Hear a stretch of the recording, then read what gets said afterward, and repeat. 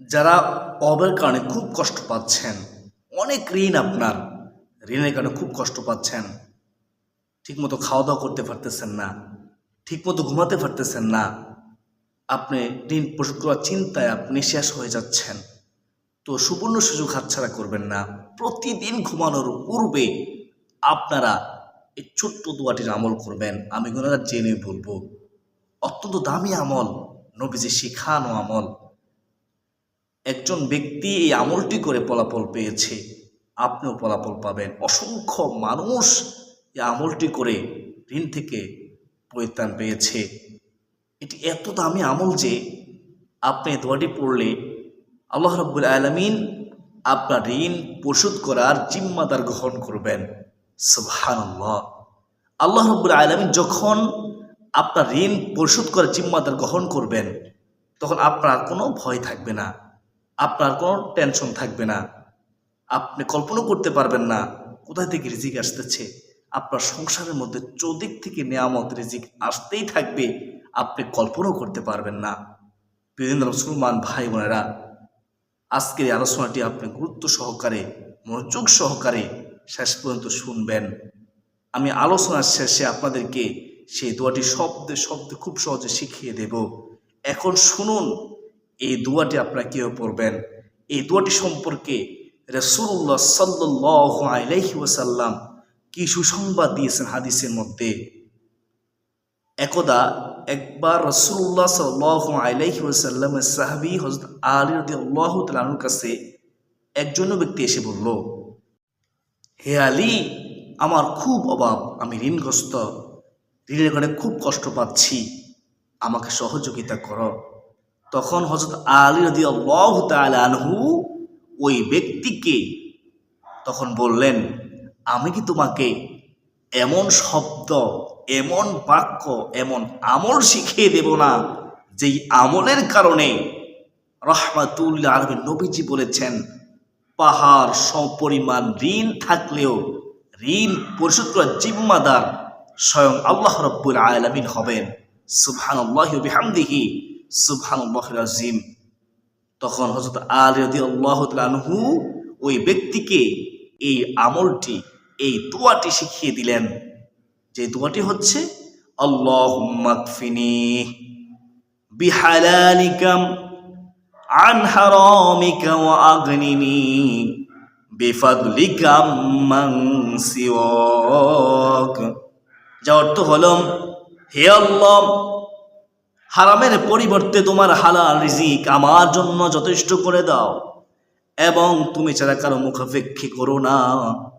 আল্লাহ, তোমার সে অনুগ্রহ দ্বারা আমাকে সচ্ছলতা দান করো। আল্লাহুম্মা আমিন। এই হচ্ছে দোয়ার অর্থ। আশা করি অর্থ শুনে আপনারা বুঝতে পেরেছেন দোয়াটি কতটা গুরুত্বপূর্ণ একটি দোয়া। এই দোয়াটি পড়লেই তো নবীজি সাল্লাল্লাহু আলাইহি ওয়াসাল্লাম বলেছেন, পাহাড় সমপরিমাণ ঋণ থাকলেও ঋণ পরিশোধ হবেই হবে। ঋণ পরিশোধ করার জিম্মাদার সঙ্গে আল্লাহ তাআলা হবেন। আল্লাহ তাআলা হচ্ছেন রাজ্জাক, রিজিক দাতা। বিভিন্ন মুসলমান ভাই বোনেরা, চাওয়ার মতো চাইলে আল্লাহ তাআলা আমাদেরকে দান করবেন।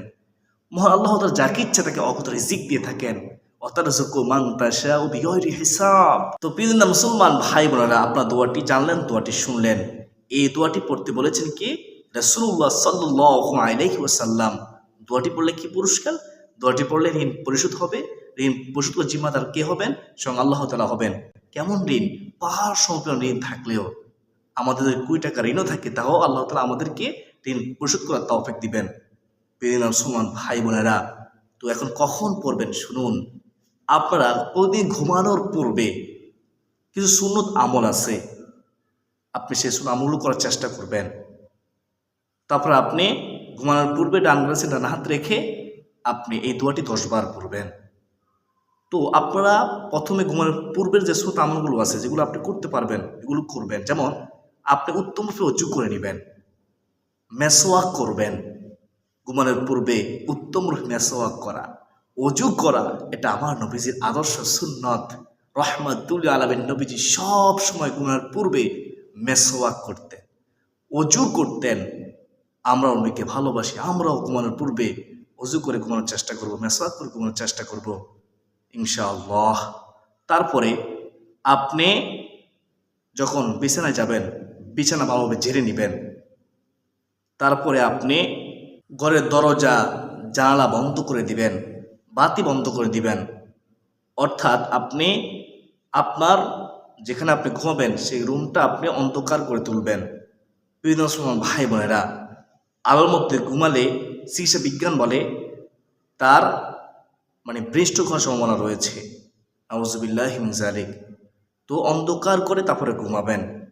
বিভিন্ন সময় ভাই বোনেরা, যখন আপনি বিছানায় ঘুমাবেন, আপনি যখন কাত হয়ে শুবেন, ডান কাত হয়ে শুবেন, তখন আপনি সূরাতুল কাফিরুন, এই সূরাতুল কাফিরুন আপনি একবার পড়বেন। পড়লে কি লাভ? পড়লে নবীজি বলেছেন শিরকের গুনাহ থেকে আল্লাহ রাব্বুল আলামিন হেফাজত করবেন। সুবহানাল্লাহ। সূরাতুল কাফিরুন আমরা সবাই পারি, একবার আমার সাথে বলুন, বিসমিল্লাহির রহমানির রহিম।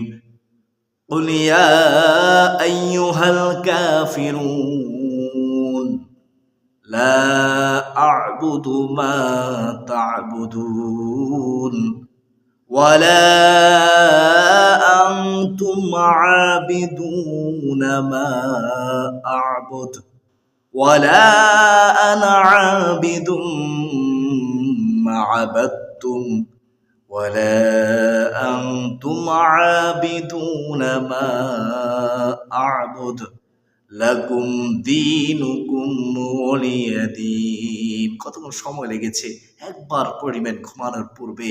তো 1 নম্বর গেল, এই সূরাটি পড়বেন। তারপরে আপনারা সূরাতুল ইখলাস, সূরাতুল ফালাক, সূরাতুন নাস, এই 3টি সূরা তিনবার করে মোট 9 বার পড়বেন।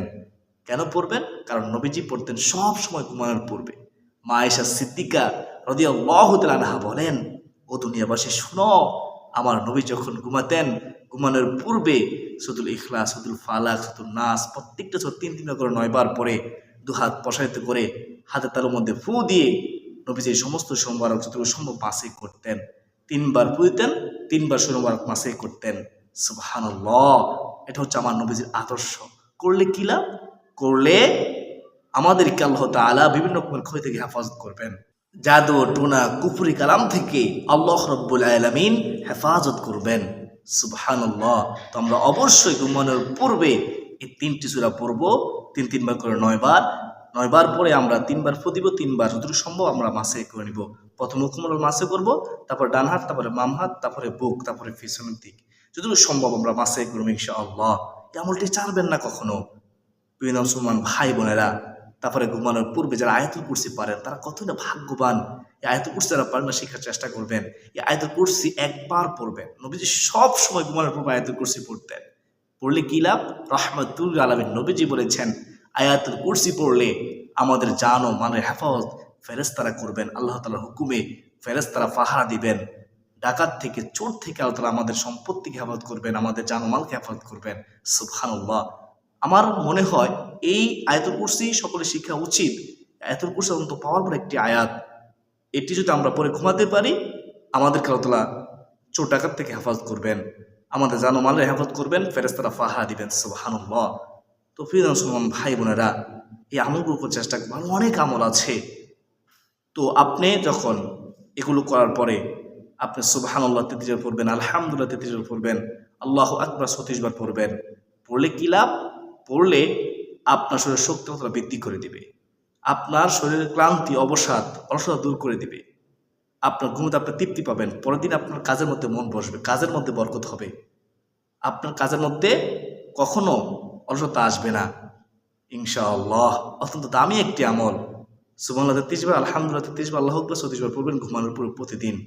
এগুলো তো পারবেন, এই আমলগুলো করবেন প্রিয় মুসলমান ভাই বোনা। তারপরে আপনি সেই পরিপূর্ণ দোয়াটি পড়বেন ডান কাত হয়ে, ডান হাত রেখে আপনি এই দোয়াটি 10 বার পড়বেন।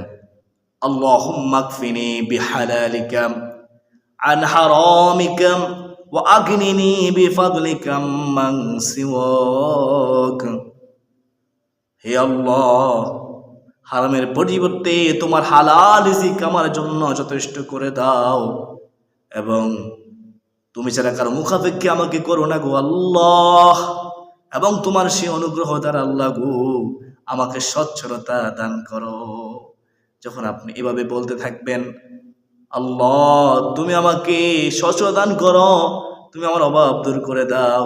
আল্লাহ তাআলা রহমান, আল্লাহ তাআলা রহিম, আল্লাহ তাআলা হচ্ছেন রাজ্জাক। তিনি দয়া করে মায়া করে আমাদের অভাব দূর করে দিবেন, ঋণ পরিশোধ করার তৌফিক দিবেন, রিজিকের মধ্যে বরকত দিবেন, চাকরি নেই চাকরির উত্তম ব্যবস্থা করে দিবেন। সুবহানাল্লাহ। আল্লাহুম্মা কফিনি বিহালালিকা আন হারামিকা ওয়া আগনিনি বিফাদলিকা মান সিওয়াক। আল্লাহ তাআলা আমাকে, আপনাকে, আমাদের সবাইকে ঘুমানোর পূর্বে ডান কাত হয়ে শুয়ে এই দোয়াটি 10 বার পড়ার তাওফীক দান করুন।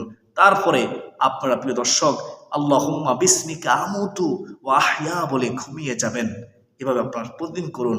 আমরা অনেকে 1 দিন 2 দিন 3 দিন আমল করে হতাশ হয়ে যাই। হতাশ হবেন না। আমাকে আপনাকে যদি আল্লাহ তাআলা রিজিক না দেয়, কেউ কি আছে আমাদেরকে রিজিক দিবে?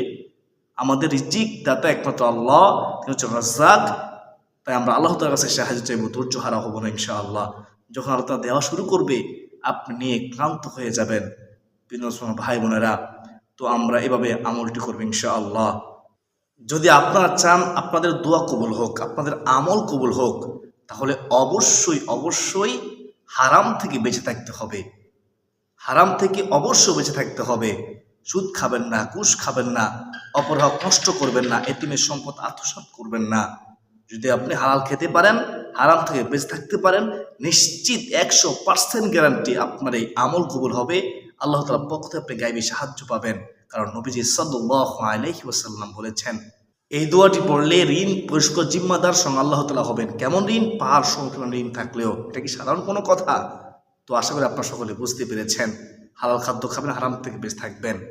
তো প্রিয় মুসলমান ভাই বোনেরা, এখন আপনারা শুনুন সেই দোয়াটি আমি স্ক্রিনে দিয়ে দিচ্ছি, আপনারা আমার সাথে পড়তে থাকুন। আল্লাহুম্মা কফিনি, আল্লাহুম্মা কফিনি